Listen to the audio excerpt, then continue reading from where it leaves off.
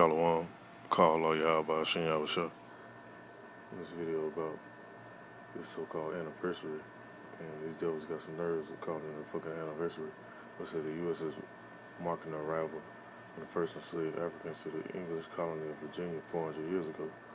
Now, it says, right here, it's just an ad that came on a video, and that's the spirit, because I want to go into this video, or go in on this lesson, on this video, and bring out a few topics. Now, the main topic is this captivity that we in now. The deliverance is going to be way greater than the one in Egypt. But I'm going to go into the book of Jude, since I've seen this. And it's right on point for what I want to talk about too. So bear with me 1 minute.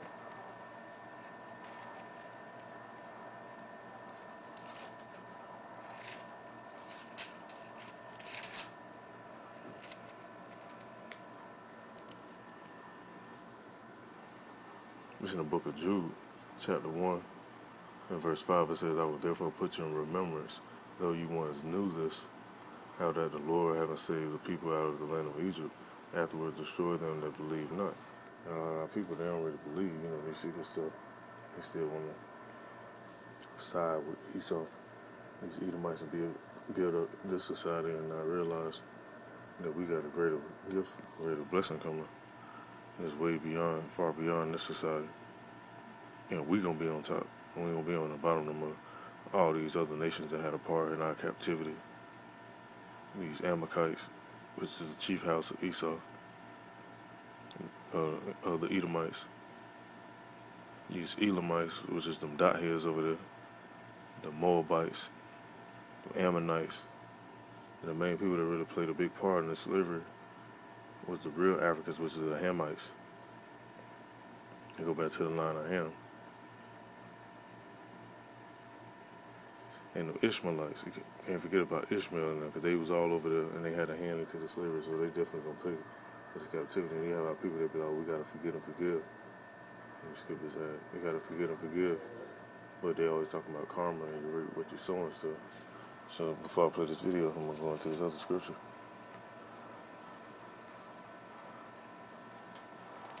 People waking up to this stuff too, because I seen it the other day when it was posted up, and I was making a video earlier, but I was like, I want to redo it just to make it a little bit shorter.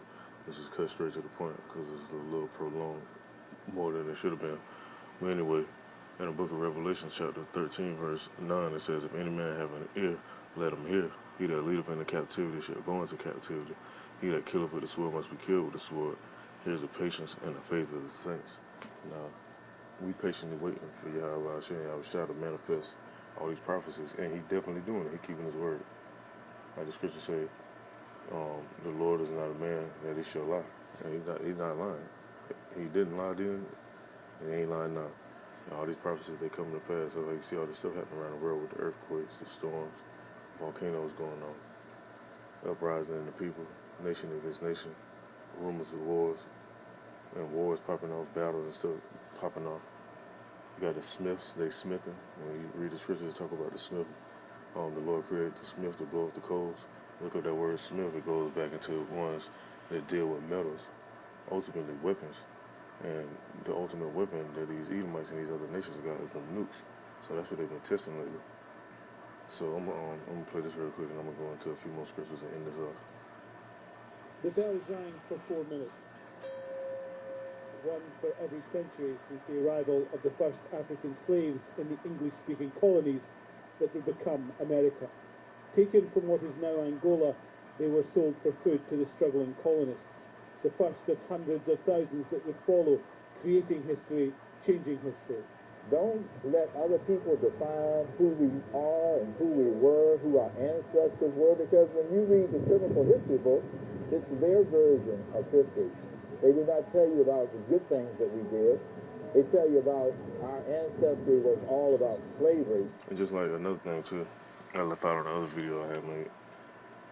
During the Dark Ages, these damn devils, they won't tell you that they was in captivity during the Dark Ages. They was up in them caves and all that. And we was ruling at that time. And once they came out, that's when the era of the Renaissance came about. So, this guy right here got a valid point. A lot of stuff they put in the history books, they control the narrative.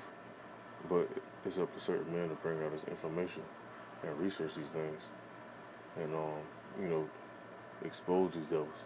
And the devils basically expose themselves by allowing certain information to get out, thinking on about it, think that nobody be paying attention. But you have Hashem Yahushua put the spirit on certain men to go into full detail and get a full spectrum of what really happened, what's really going on, and what's coming.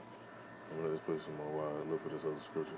And our Africans were not slaves, we were enslaved. But we're here today to pick up those broken pieces and try to heal from the wounds of slavery. Everyone was infected. Slavery was an international trade, and everyone profited. Many people profited from the slave trade, and many people were broken by it. This is 400 years ago, where my ancestors came across on those boats as what are called venture servants.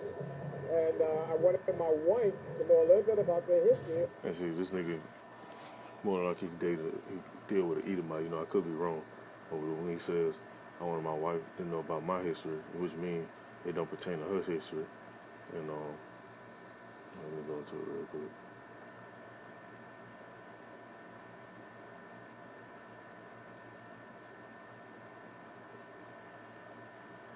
But yeah, to my indentured servants, we can come over here with no ships and no indentured servants.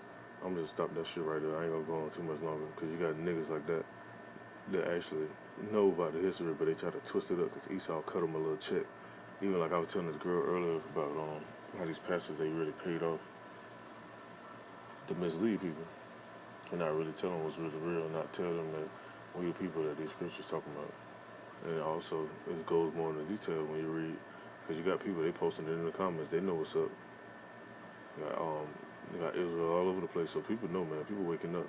And what these devils fear, these captivity when our people wake up and we turn back to the ways of Yahweh Hashem Yahushua and start calling on his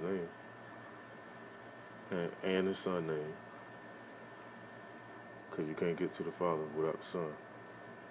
For you anti-Messiahs, anti-Hamashiachs out there, it says in the book of Deuteronomy, chapter 28, verse 68, it says, And the Lord shall bring thee into Egypt again with ships, by the way whereof I spake unto thee. Thou shalt see it no more again.